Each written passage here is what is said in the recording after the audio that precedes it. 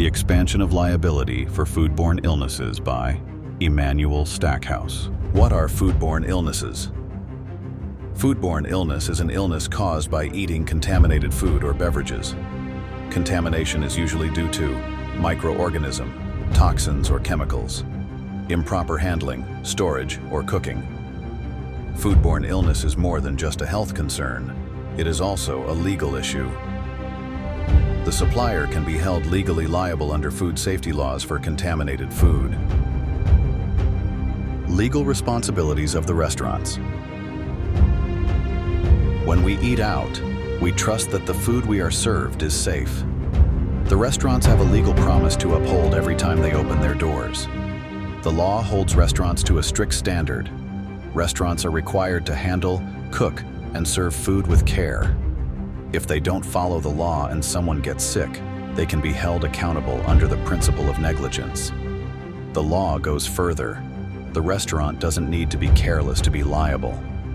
Serving contaminated food can be enough for legal consequences. The restaurants also have an implied warranty, a legal guarantee that food is fit to eat. If the warranty is broken, the restaurant can be responsible, even if they follow the law. Because when it comes to food, it's not just about lawsuits. It's the restaurant's obligation to follow safety standards. Early laws put in place to address foodborne illnesses. Before today's laws, there were only a few rules, just trust and tradition. As the industry grew and systems industrialized, the dangers became more pronounced. Rotten meat, bad milk, unsanitized kitchens, and the consequences were deadly. In the early 20th century, there were turning points fueled by Upton Sinclair's The Jungle, which helped push Congress to act. The Food and Drug Act and the Meat Inspection Act were created. These laws are the foundation for federal food safety in America. This was the first time the government had the power to inspect, regulate, and enforce standards in food production and handling. Food labels had to be correct, and ingredients had to pass inspection.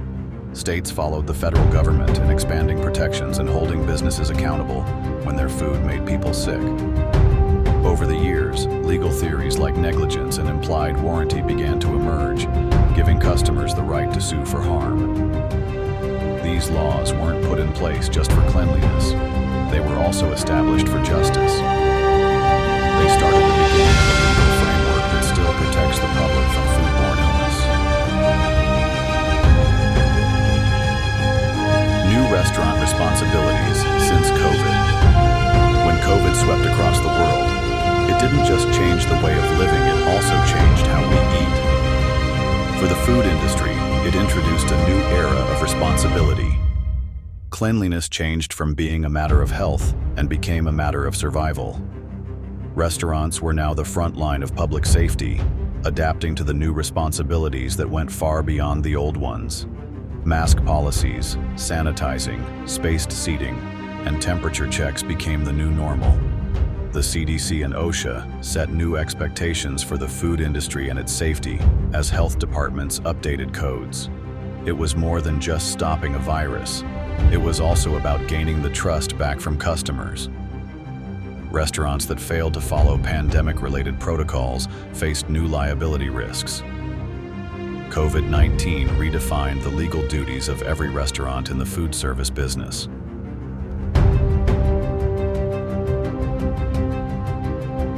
The food illness laws back in the day were about protecting public safety through harsh penalties. As time went along, civil liability, especially as food production grew, and the gap between producers and consumers widened. After the Donahue versus Stevenson case, it marked the beginning of modern tort-based food liability. Babylon, first case of foodborne illness.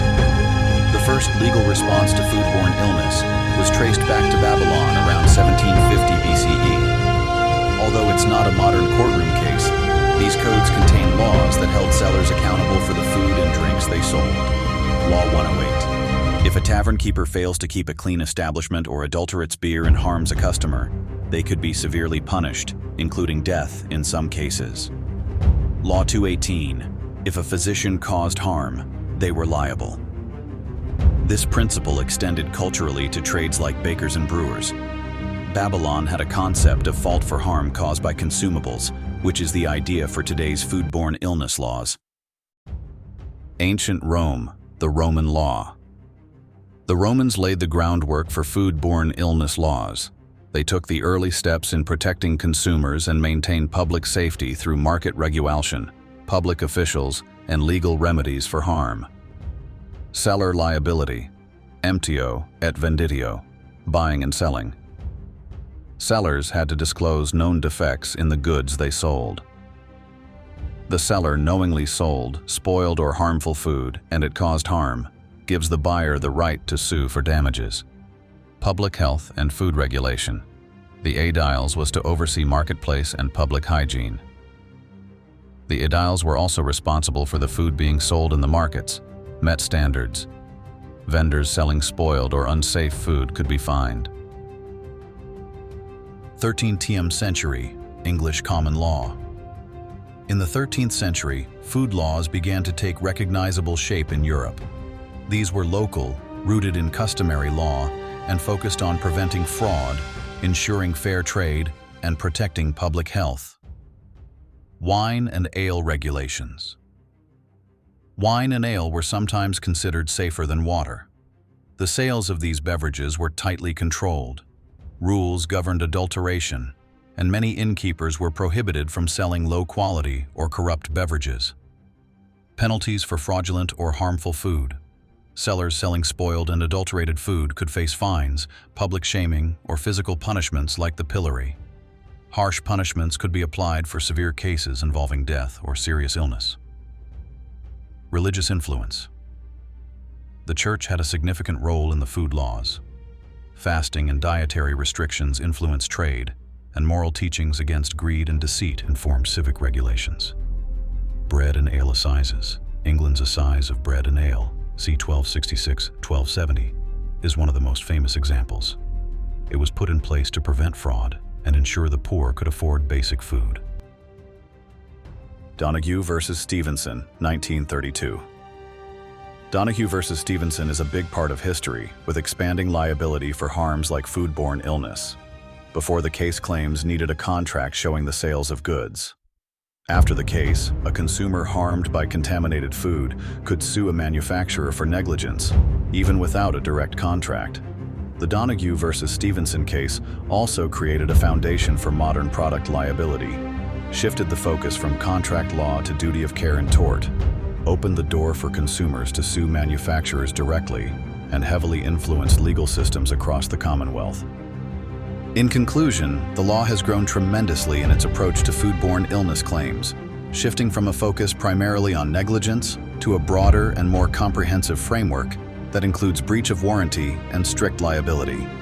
The growing food supply chain, the recognition of the need for protection in a complex and globalized food supply chain. The expansion highlights the importance of consumer rights and the need for the industry players to adopt standards of safety. These legal changes benefits the public health and incentivize improved food safety practices.